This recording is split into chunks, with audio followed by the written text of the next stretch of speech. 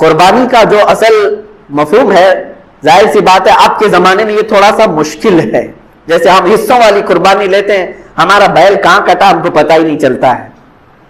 اصل جو قربانی ہوتی تھی وہ ہمارے اپنے پالے ہوئے جانوروں کی ہوتی، یا ذبح کرنے سے چند دن پہلے لائے جاتے تھے. اور اس کے آداب میں یہی ہے کہ اگر تم قربانی کا کوئی جانور لائے ہو تو اسے اچھا کھلاؤ پلاؤ اور اس کو سجا کر کے رکھو، اس سے محبت کرو. حتیٰ کہ بہت سارے ایسے بزرگ ہیں جنہوں نے یہ بھی فرمایا کہ اسے نہلاؤ دھلاؤ، تمام جانوروں سے اسے الگ کچھ نشانی ڈال کر کے رکھو. اور پہلے کے دور میں ہار پہنائے جاتے تھے ان جانوروں، ان کو الگ رکھا جاتا تھا اور سارے لوگ جانتے تھے کہ یہ قربانی کا جانور ہے. ہار پہنا کر کے انہیں الگ رکھا جاتا تھا. اسی سے قلادہ ہے، جیسے عرب میں بھی حج کے لیے جب صحابہ آتے تھے تو ہار پہنا کر کے جانوروں کو قربان گاہ لاتے تھے مینا میں.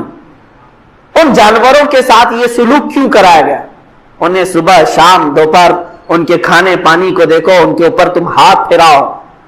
دو باتیں، ایک تو میرے آقا صلی اللہ علیہ وسلم فرماتے ہیں قیامت کے دن یہ جانور اپنے سینگ، اپنے کھر، اپنے گوشت، اپنی کھال کے ساتھ آئے گا، ان تمام چیزوں کے ساتھ آئے گا اور رب تعالیٰ سے فرمائے گا اے مولا تیرا قرب حاصل کرنے کے لیے اس نے مجھے تیرے دربار میں ذبح کیا، اے کریم خدا اب اسے جہنم کی آگ سے تو حرام فرما دے.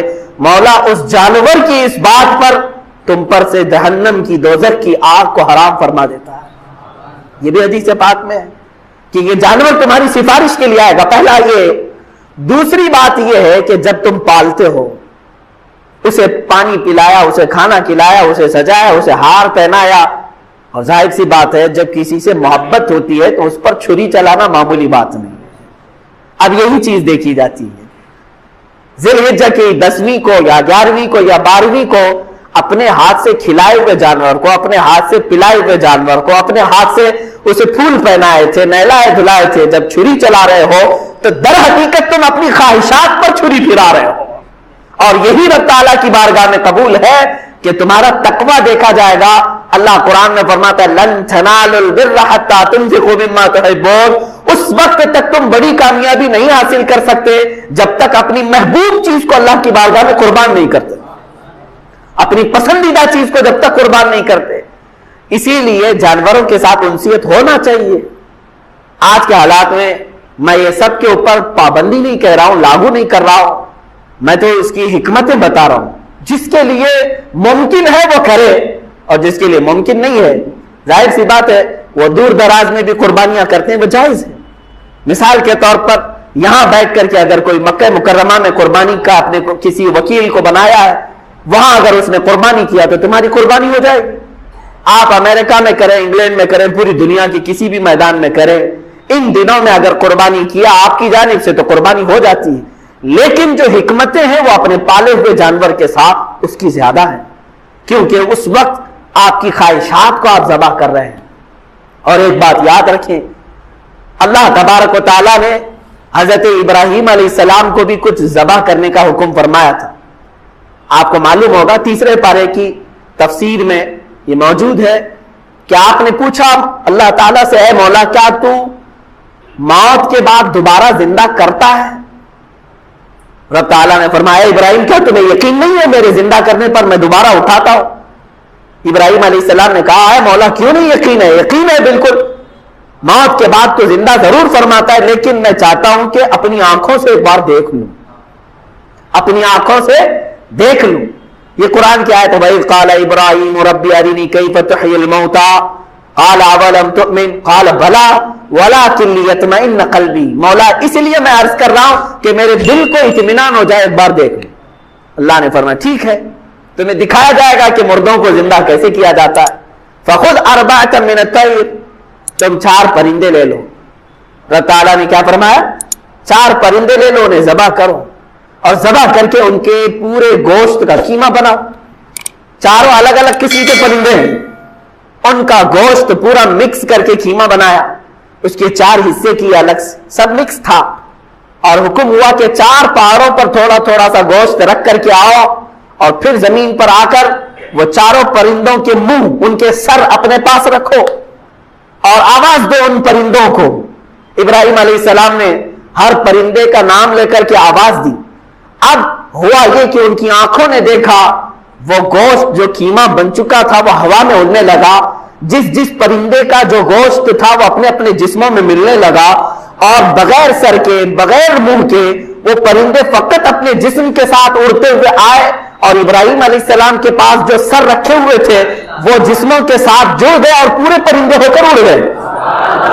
یہ واقعہ کوئی ہماری کہانی نہیں ہے, یہ قرآن کا واقعہ ہے. قرآن کہہ رہا ہے. اللہ تعالیٰ نے یہ جو فرمایا. اب اس کے متعلق جو کچھ حکمتیں ہیں میر عبد الواحد دلگرانی رضی اللہ تعالیٰ عنہ سبع سنابل شریف میں فرماتے ہیں وہ 4 پرندے جو تھے اس میں سے ایک کوا تھا, ایک مرغا تھا, ایک کبوتر تھا اور ایک مور تھا. یہ 4 پرندے, ان کے نام یاد رکھنے کے لیے اس لیے میں کہہ رہا ہوں کہ ہر ایک کی اپنی اپنی ایک خصوصیت ہے. ابراہیم علیہ السلام نے کیا کیا لیا؟ کوا لیا تھا, مرغا لیا تھا اور کبوتر لیا تھا اور مور لیا تھا. یاد رکھیں یہ 4 پرندوں اور ذبح کیا ہے. ذبح کیا ہے, قربانی کی بات ہے اس لیے میں بات عرض کر رہا ہوں. 4 پرندوں کو کیوں ذبح کیا آپ نے؟ یہی 4 پرندے کیوں تھے؟ اب اس میں صوفیہ اکرام فرماتے ہیں اس لیے کہ ان 4 پرندوں کی کچھ عادتیں ہیں. کوا لالچی بہت ہے, لالچ بہت ہے, جتنی بھی چیزیں ڈالیں پھر سے اس کے اندر لالچ ہوتی ہے. مرغے کے اندر شہوت بہت زیادہ ہے, شہوت بہت زیادہ ہے. شہوت کہتے ہیں یعنی جنسی سکون حاصل کرنے کے ذریعے ڈھونڈنا, میل فیمیل کے ساتھ تعلق قائم کرنا. مرغے کے اندر شہوت بہت زیادہ ہے. تیسرا پرندہ ہے کبوتر, اس کے اندر دوستی کرنے کی عادت بہت زیادہ ہے, جلدی دوستی کر لیتا ہے اور پھر اپنے مالک کے ساتھ ہی رہنے لگ جاتا ہے.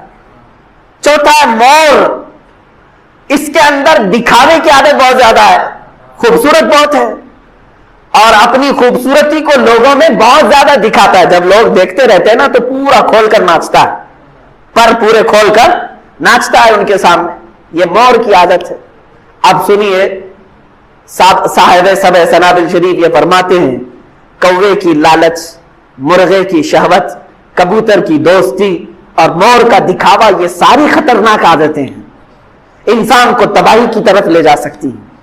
لالچ اتنی خطرناک ہے کہ انسان اپنا دین بیچ سکتا ہے. آج دین بیچنے والے دکھ بھی رہے ہیں. محض چند سکوں پر, حکومت کے چند ڈالروں پر بڑے بڑے امامے گر گئے, بڑی بڑی خانقاہیں جوتیوں میں آ گئی, معاذ اللہ رب العالمین. عزیزان گرامی, یہ لالچ یہ ہے ان کو بہت نیچے کے درجے تک لے آتی ہے. دوسرا ہے مرغے کی شہوت, یہ اگر انسان کے اندر ہے تو پھر وہ جانوروں کی طرح حرکتیں کرتا ہے. آپ دیکھیں بہت سارے لوگوں کے اندر جو شہوتیں ہیں یہی شہوت ہے جو انہیں آوارہ گردی پر لے آئی ہے. آنکھیں سلامت نہیں ہیں, دن رات گناہ کرنے کی خواہش, یہ شہوت ہی کا تو مادہ ہے. ایک نوجوان اگر یہ سمجھتا ہے کہ ایک لڑکی کو حاصل کر لینا ہی میری زندگی کا کل مقصد ہے تو گویا کہ وہ اپنی پوری زندگی کو ہی سمجھ نہیں سکا. مولا نے تجھے کس لیے پیدا کیا تھا اور تو کیا بنا رکھا ہے؟ قربانی کے دنوں میں ہی کیوں؟ اللہ کے نبی صلی اللہ تعالیٰ علیہ وسلم کی حدیث سن. حضور پاک صلی اللہ تعالیٰ علیہ وسلم فرماتے ہیں قربانی کے دن یعنی ذی الحجہ کی 10, 11 اور 12 یہ 3 دنوں کے اندر حضور فرماتے ہیں کوئی عمل دنیا میں قربانی سے زیادہ اہمیت اللہ کے نزدیک نہیں رکھتا. کوئی عمل اللہ کو اس سے زیادہ پیارا نہیں ہے قربانی. اور ایک بات میں آپ کو بتاؤں, لوگ ہمیں ظالم کی شکل میں پیش کرتے ہیں کہ کاٹ دیتے ہیں, ذبح کر دیتے ہیں. ہم اپنی مرضی سے اگر کاٹیں, اپنی خواہش کے لیے کاٹیں تو حرام ہے, اور جس نے خود جان ڈالا ہے اس کے حکم پر کاٹے تو یہ حرام نہیں ہے, یہ اس کے حکم کی فرما برداری ہے. ایک بات یاد رکھو, جانور تو یہ بکرا ہو, بھینس ہو, اونٹ ہو جن کی قربانیاں ہوتی ہیں یہ الگ. جو مچھلی کھاتے ہیں اس میں بھی اگر کوئی انٹرٹینمنٹ کے لیے شکار کرتا ہے کہ اپنی تفریح قلب کے لیے تو اس مچھلی کا شکار کرنا بھی حرام ہے. ہاں کھانے کی نیت ہے, تجارت کی نیت ہے تو مقصد کے تحت اگر مچھلی پکڑ رہا ہے تو اس کے لیے جائز ہے. اسلام یوں ہی کسی چیز کی جان لینا اور خون بہانے کا حکم نہیں دیتا. اللہ تبارک و تعالیٰ کا حکم ہے اور اس نے کائنات کو جس انداز سے بنایا ہے, ان جانوروں کو اللہ تعالیٰ نے ہمارے کھانے کے لیے بنایا ہے جس کی وجہ سے یہ قربان کیے جاتے ہیں. اور اگر میں کہتا ہوں سارے جانوروں کی قربانی بند کر کے دیکھ لو، پھر جانور ہی رہیں گے، تمہارا رہنا مشکل ہو جائے۔ اسلام کی یہ قربانیاں تو سال میں ایک مرتبہ ہوتی ہے نا، جو ایک دن کی جاتی ہیں 10ویں ذی الحجہ سے 12ویں کو۔ اگر نوجوانوں میں ایک دعوت دیتا ہوں، جاؤ، آج تو اے آئی کا زمانہ ہے، کچھ بھی پوچھو تو لا کر کے تمہارے سامنے رکھ دے گا سارا ڈیٹا، ذرا یہ بھی ڈیٹا نکال کر کے دیکھ لو کہ سال بھر میں KFC میں کتنی چکن ذبح ہوتے ہیں پوری دنیا بھر میں پر ڈے۔ میکڈونلڈ صرف چکن ہی نہیں بیچتا، گائے کا گوشت بھی بیچتا ہے پوری دنیا بھر میں، جس کو یہاں پر بھی بہت سینے سے لگا کر کے رکھے گئے، پوری دنیا بھر میں ان کا استقبال ہے، کیونکہ امریکن کمپنیاں ہیں، باپ دادا کی کمپنیاں ہیں، ان کو کوئی آنکھ نہیں دکھا سکتا۔ اور انٹرنیٹ کے ڈیٹا کے حساب سے پر ڈے 68,000 گائے تو میکڈونلڈ ذبح کرتا ہے، پر ڈے کی بات کر رہا ہوں، سال بھر کی نہیں۔ سال بھر ان کا ڈیٹا بہت زیادہ ہے، ملینز میں ہے، اور 1 بلین سے زیادہ چکن وہاں پر بھی قربان ہوتی ہیں جو فرائیڈ چکن کھاتے ہیں۔ یہ تو ایک کمپنی کی بات کر رہا ہوں، ایسی بہت ساری کمپنیاں۔ تو کبھی کسی نے یہ اعتراض کیا کہ یہ کمپنیاں اتنے جانوروں کو ذبح کرتی؟ نہیں، بقرعید کے دن سب کے سینگ نظر آتے ہیں، جانوروں کی محبت امڑ امڑ کر کے آتی ہے، سال بھر جو قربان ہو رہے ہیں۔ کبھی کسی نے آبجیکشن نہیں کیا کہ یہ سارے آؤٹ لیٹس بند کیوں نہیں کر دیے جاتے، یہ ساری دکانیں کیوں نہیں بند کر دی جاتی جو سال بھر ذبح کر رہے ہیں۔ ہاں، ہو سکتا ہے میکڈونلڈ یہاں نہیں ذبح کرتا گائے کو، کیونکہ یہاں پتہ ہے حالات صحیح نہیں، لیکن دوسری جگہ پر جا کر دیکھیں، سب جگہ پر بیف آسانی سے ان کے ہاں ملتا ہے۔ میں یہ باتیں صرف اور صرف یہ اس لیے کہہ رہا ہوں، پھیلایا ہوا پروپیگنڈا کیا ہے، جانوروں سے محبت یہ سکھائیں گے ہمیں۔ اللہ کے نبی صلی اللہ تعالی علیہ وسلم فرماتے ہیں، بنی اسرائیل کی ایک خاتون کو میں نے جہنم میں دیکھا، کس بنیاد پر؟ فرماتے ہیں وہ عبادت گزار تھی، زاہدہ تھی، پرہیزگار تھی، لیکن ایک بلی پالی ہوئی تھی، اور اس نے کبھی عبادت کرنی ہوتی تو 2 دن 3 دن تک اپنے کمرے میں گوشہ نشین ہو جاتی تھی اکیلی، اور اس نے اپنی بلی کو ایک جگہ پر گلے سے رسی لگا کر باندھ دی، اور 3 دن تک وہ اپنی عبادت میں رہی، مصروف رہی، اور 3 دن کے بعد اسے خیال آیا تو جا کر دیکھی بلی مر چکی تھی۔ حدیث پاک میں، صحیح حدیث ہے، اللہ کے نبی صلی اللہ علیہ وسلم فرماتے ہیں صرف اس بنیاد پر اللہ تبارک و تعالیٰ وہ عبادت کرنے والی عورت کو جہنم میں بھیج دیا۔ جو میری مخلوق پر رحم نہیں کرتا وہ رحم کے قابل نہیں۔ یہ سکھائیں گے ہمیں جانوروں پر رحم کرنا۔ ہم جس جانور کو ذبح کرتے ہیں وہ اللہ کے حکم سے کرتے ہیں، اس کے علاوہ کسی بھی جانور کو ظلم کرنا، اللہ کے نبی صلی اللہ تعالی علیہ وسلم کی حدیثوں میں سے یہ ہے کہ جانور پر ظلم کرنا ذمی پر ظلم کرنے سے بڑا ہے۔ اور ذمی کیا ہے؟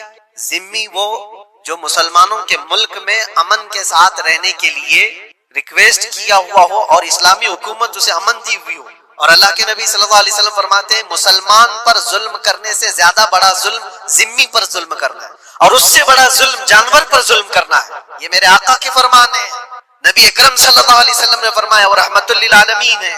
اور ایک بڑی بات میں آپ کو بتاؤں، جو یہ پھیلایا جاتا ہے کہ جانوروں پر ظلم، سیدنا امام غزالی رحمت اللہ تعالی علیہ کی ایک بات میں پڑھ رہا تھا، حجت الاسلام، جن کی کتابیں پڑھ کر کے لوگ اللہ کے ولی بن